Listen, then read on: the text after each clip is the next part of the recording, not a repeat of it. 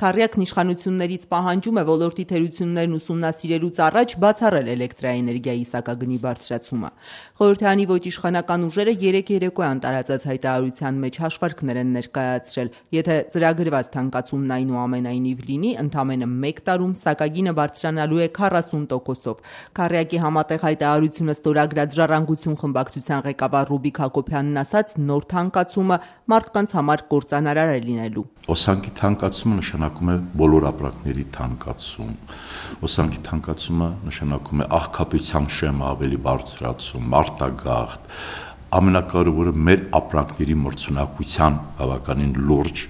շատ վատ հնարավորություն, բնականաբար ինքնարժեք ապրանքի կմեծանա եւ այլն։ Հանրային ծառայությունները կարգավորող հանձնաժողովը սեփական նախաձեռնությամբ է որոշել վերանայել էլեկտրաէներգիայի սակագինը։ Ցերեկայինը 1 կիլովատժամի դիմաց ներկայումս գործող 38 դրամը դարձնել 41,85 գիշերայինը 28-ի փոխարեն սահմանել 31,85 դրամ։ Պետական մարմնի պաշտոնական կայքում կարդում ենք. Նախաձեռնությունը հայաստանցի սպառողի անվտանգության համար է։ Անվտանգ էլեկտրամատակարարման ապահովման նպատակով անհրաժեշտ է շուրջ 20 միլիարդ դրամ լրացուցիչ գումար։ Ընկերություններում առաջացող ֆինանսական ճեղքվածքը փակելու համար նախատեսվում է բոլոր սպառողական խմբերին մատակարարվող էլեկտրաէներգիայի գործող սակագների բարձրացում, չի թաքցրել Ռոբերտ Նազարյանի ղեկավարած կառույցը։ Հանձնաժողովի նիստը նախատեսված է հուլիսի 1-ին, նոր սակագինը հաստատվելու դեպքում կգործի օգոստոսի 1-ից։ Ռուբիկ Հակոբյանը թանկացման հիմնավորումները անհամոզիչ է համարում։ Գիտեք, մեզ պիսի պրակտիկա է մտել մեր կենսագրության մեջ, ինչ որ post factum գալիս ասում են, այսքան պարտք ունենք, օրինակ 300 միլիոն դոլարի պարտք ունեինք, հա, գազի գծու։ Չգիտեմ 21 միլիարդ թե 18 միլիարդ դրամ պարտք ունեինք։ Եվ փորձում ենք հասկանալ որտեղից է դա։ Ոչ ոք չի, ամուսնիչ պատասխան չի տալիս։ Եվ իսկապես ինչ որ վերսահմանադրական մի մարմին է գոյացել, ոչ որ գործեր է անում, հետո գալիս ասում է, գիտեք, այս վիճակին ենք հայտնվել։ Ազատության հետ զրույցում ազգային ժողովի նախագահ ՀՀԿ փոխնախագահ Գալուստ Սահակյանն ասաց, էլեկտրաէներգիայի սակագնի բարձրացումը օբյեկտիվ է։ Թե օբյեկտիվ է թանկացումը, ոչինչ հնարավոր չի անել։ Հասարակական հնարավոր դժգոհությունը իշխանությանը չի մտահոգում։ Ինչ որ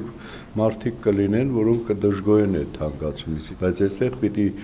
նայել օբյեկտիվ է թանկացումը, թե ոչ, ես կարծում եմ օբյեկտիվ է, որովհետև մի քանի քննարկումներ եղել են արդեն եւ այդպես չի, որ գաղտնի ձևով թանկացումները տեղի ունենան։ Ռուբիկ Հակոբյանը կանխատեսեց հասարակական դժգոհությունն անխուսափելի է, ուստի իշխանությանը խորհուրդ տվեց ամառային շրջանի վրա հույս չդնել։ Բնականաբար քառյակը միշտ արձագանքելու է որևէ